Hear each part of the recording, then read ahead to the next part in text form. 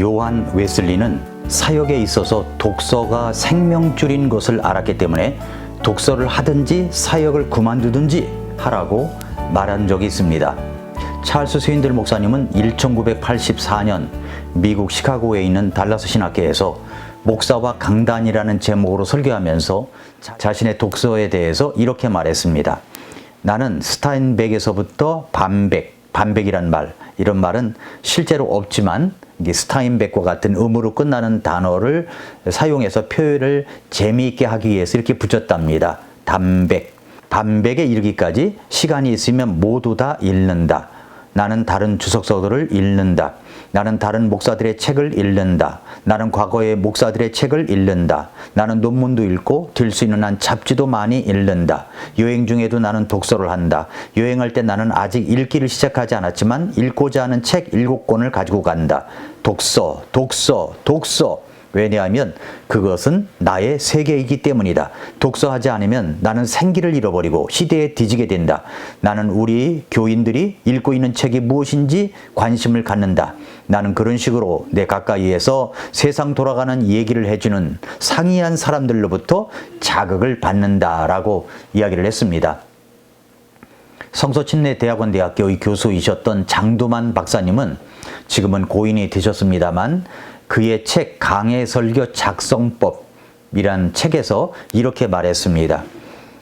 공부하고 독서하는 설교자만이 성장할 수 있고 성장하는 설교자만이 신선한 생명의 양식을 양들에게 부단히 공급할 수 있다라고 했습니다.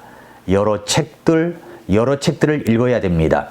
책 중에 책인 성경을 더욱더 읽어야 됩니다. 우리는 성경을 관찰하는데 시간을 많이 보내야 합니다.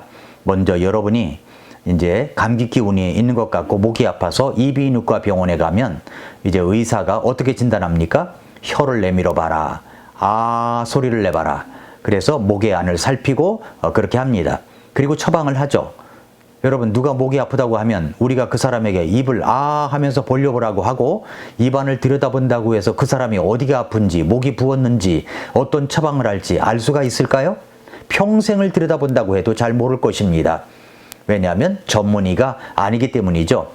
그 방면에 훈련을 받아본 적도 없고 자격증도 없기 때문입니다. 성경을 관찰하는 단계에서도 마찬가지입니다. 관찰은 무엇을 보는가라고 했습니다. 그리고 질문을 하고 답을 하고 기록을 합니다. 실마리를 찾는 겁니다. 성경 수사관처럼 성경을 봐야 됩니다. 그렇게 성경을 주목하면서 관찰을 하기 위한 6가지 실마리가 있습니다. 광산에서 광맥을 찾아 보석을 찾는 심정으로 이 실마리를 끄집어 내야 합니다. 쉽게 설명하기 위해서 제가 손을 가지고 설명을 하겠습니다. 첫째, 강조되고 있는 것들을 주목하라는 겁니다. 그 성경에서 할애된 지면이 얼마나 되는가를 찾는 것도 중요합니다. 예를 들어서 창세기 1장부터 11장까지는 4가지 사건이 기록되어 있죠. 창조, 타락, 홍수, 바벨탑에 대해서 강조합니다. 그리고 창세기 12장부터 50장까지는 4인물에 대해서 이야기합니다. 아브람, 이삭, 야곱, 요셉입니다. 출애굽기를 가면은 성막에 대해서 또 이야기합니다.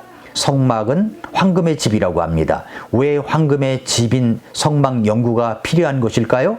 성막에 대해서 차지하고 있는 할애된 지면의 비중 때문입니다.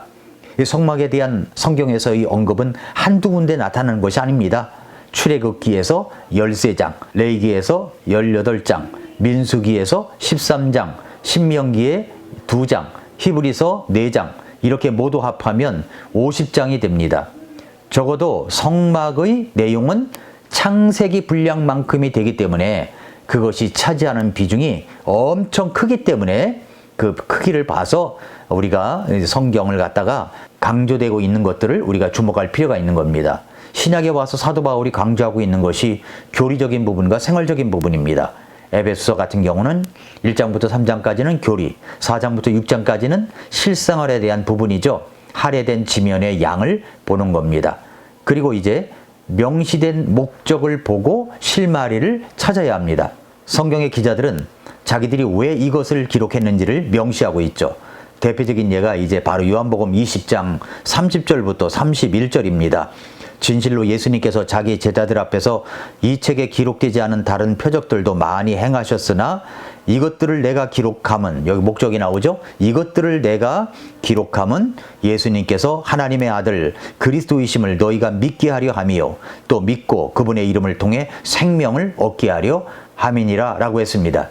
분명히 왜 요한복음을 기록했는가 목적을 명시했습니다. 또 잠언서를 보면은 잠언서를 기록한 목적이 있습니다.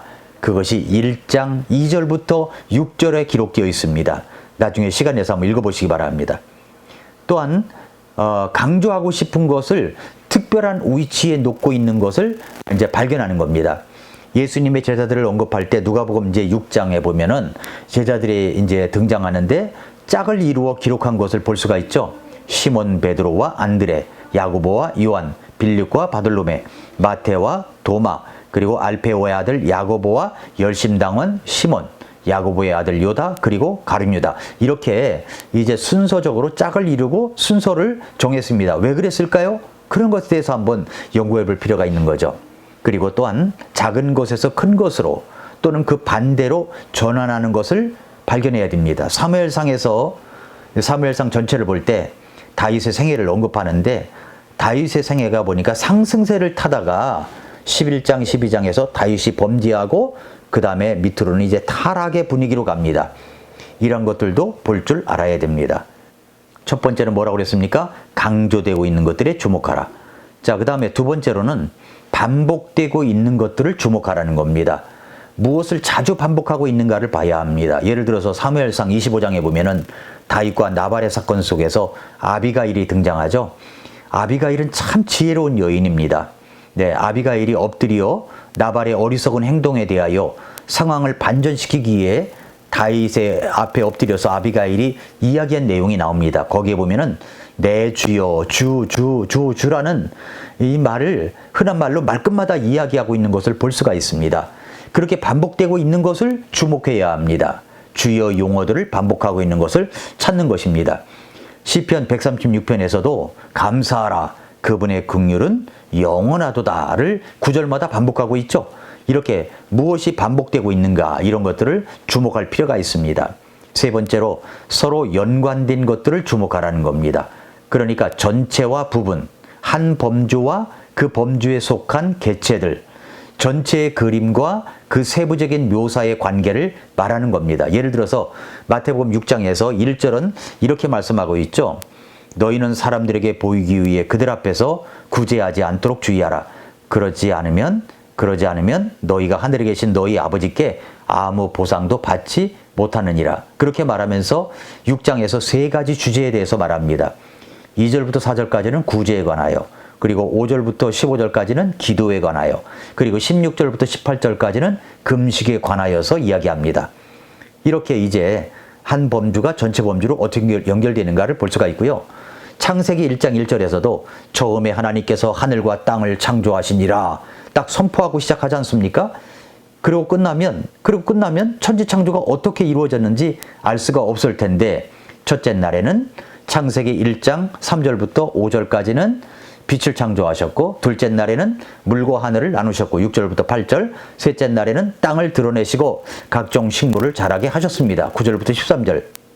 이렇게 첫째 날, 둘째 날, 셋째 날에 무대를 펼치신 다음에 넷째 날은 첫째 날 무대의 주인공들, 다섯째 날은 둘째 날 무대의 주인공들, 여섯째 날에는 셋째 날 무대의 주인공들을 창조하신 것입니다. 이렇게 보면 아주 재미있습니다.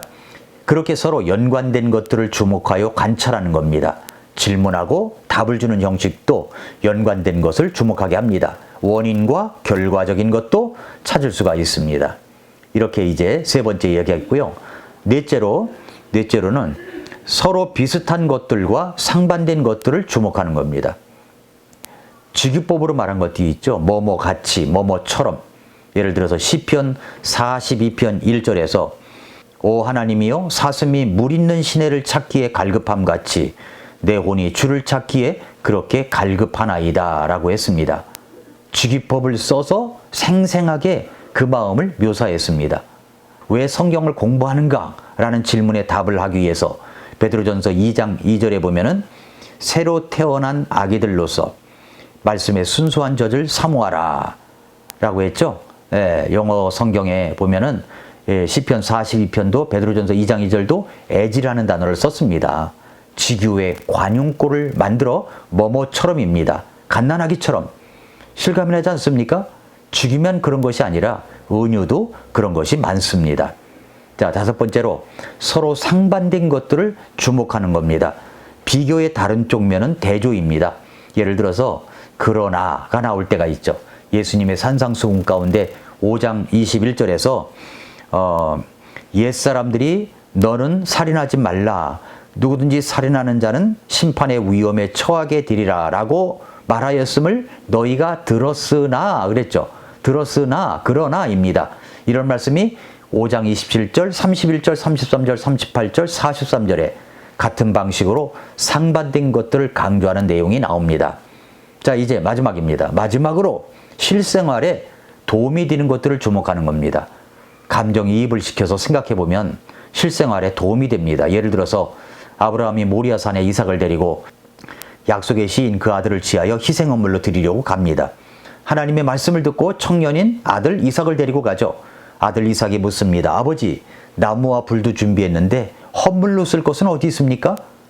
이렇게 아들이 물을 때 그때 여러분 같으면 어떻게 대답하겠습니까?